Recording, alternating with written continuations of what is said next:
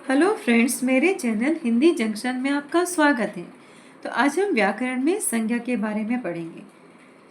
संज्ञा को परंपरागत रूप से प्राचीन मान्यताओं के आधार पर 5 प्रकारों और आधुनिक मान्यता के आधार पर 3 भागों में बांटा गया है। तो प्राचीन मान्यता के अनुसार जो 5 भागों में बांटा गया वह है जातिवाचक संज्ञा, व्यक्तिवाचक संज्ञा, भाववाचक संज्ञा, समूहवाचक संज्ञा, द्रव्यवाचक संज्ञा। और आधुनिक मान्यता के अनुसार 3 भागों में बांटा गया है। जातिवाचक संज्ञा कॉमन नाउन, व्यक्तिवाचक संज्ञा प्रॉपर नाउन, भाववाचक संज्ञा जो है एब्स्ट्रैक्ट नाउन। अब इंग्लिश में हम इसे क्या कहेंगे वो हम सुनते हैं अभी। पहला है जातिवाचक संज्ञा जिसे इंग्लिश में कहते हैं कॉमन नाउन। दूसरा है व्यक्तिवाचक संज्ञा जिसे कहते हैं प्रॉपर नाउन। तीसरा है भाववाचक संज्ञा जो है एब्स्ट्रैक्ट नाउन। चौथा है समूहवाचक संज्ञा जो है कलेक्टिव नाउन। पांचवा है द्रव्यवाचक संज्ञा जो है मटेरियल नाउन। जातिवाचक संज्ञा क्या है उसकी डेफिनेशन हम पढ़ते हैं। मैंने अपने पिछले वीडियो में आपको बताया भी था। जिन संज्ञा से प्राणी या वस्तु की संपूर्ण जाति का बोध होता है उसे जातिवाचक संज्ञा कहते हैं।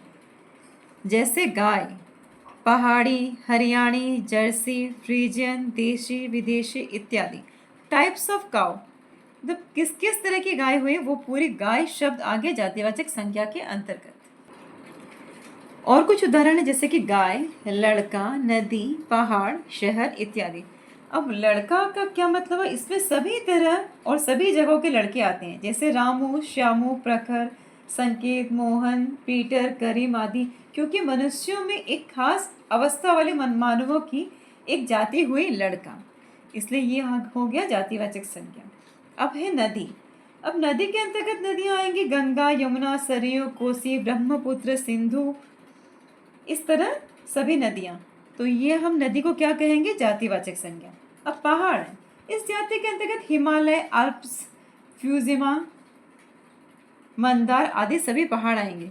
अब शहर है, शहर जैसे कि यह स्थान सूचक जातिवाचक संज्ञा, इसके अंतर्गत तमाम शहर आएंगे जैसे दिल्ली, कोलकाता, मुंबई, बेंगलुरु, वाराणसी, पटना इत्यादि। तो जब हम शहर लिखेंगे मतलब ये जातिवाचक संज्ञा है। दूसरा है व्यक्तिवाचक संज्ञा प्रॉपर नाउन। व्यक्तिवाचक संज्ञा क्या हुई? जिस संज्ञा से किसी विशेष व्यक्ति, वस्तु, स्थान आदि का बोध हो उसे व्यक्तिवाचक संज्ञा कहते हैं। जैसे भगत सिंह, सुभाष, चांद, सूरज, महाभारत, जर्सी गाय, प्रखर कुमार, हिमालय पर्वत, बेंगलुरु इत्यादि। जर्सी एक खास प्रकार की गाय का, प्रखर कुमार एक खास व्यक्ति का, हिमालय पर्वत से एक खास पर्वत का और बेंगलुरु से एक खास शहर का बोध हो रहा है। अतएव ये सभी व्यक्तिवाचक संज्ञाएं हैं।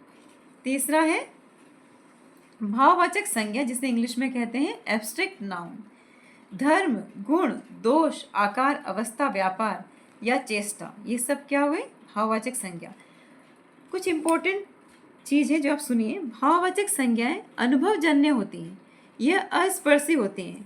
उदाहरण क्रोध, क्रोध का आप स्पर्श नहीं कर सकते, ये इसलिए ये क्या हुए? अस्पर्शी। क्रोध, घृणा, प्रेम, अच्छाई, बुराई, बीमारी, बुढ़ापा, बचपन, उमंग, सच्चाई आदि, ये सब क्या हुए? भाववाचक संज्ञा के एग्जाम्पल। भाववाचक मतलब जो हम फील करते हैं, जो हमारे फीलिंग से रिलेटेड होता है। घृणा आप फील कर सकते हैं, प्रेम आप फील कर सकते हैं, ये सब भी क्या हुए? भाववाचक संज्ञा है। अब समूहवाचक संज्ञा कलेक्टिव नाउन, इसके कुछ एग्जाम्पल है जैसे सभा, संघ, सेना, गुच्छा, भीड़, मेला, सेना, कक्षा। कक्षा को इंग्लिश में कहते हैं क्लास, भीड़ को कहते हैं क्राउड, सेना को कहते हैं आर्मी, दल को कहते हैं टीम और परिवार को कहते हैं फैमिली। ये सब क्या हुई? समूहवाचक संज्ञा। These words refer to a group or collection of people or things such as गायकों का वृंद, समिति, a committee, Toli, a troop of gang, समूह, a group of collection, for example किताबों का, जिससे किताबों का कलेक्शन होता है ना। समूह, कलेक्शन ऑफ बुक्स, गुच्छा, अ बंच, सेना, एन आर्मी एट्सेट्रा। ऐसे बहुत सारे एग्जाम्पल्स हैं। अब हम पढ़ेंगे द्रव्यवाचक संज्ञा। पांचवा है द्रव्यवाचक संज्ञा जिसे इंग्लिश में कहते हैं मटेरियल नाउन।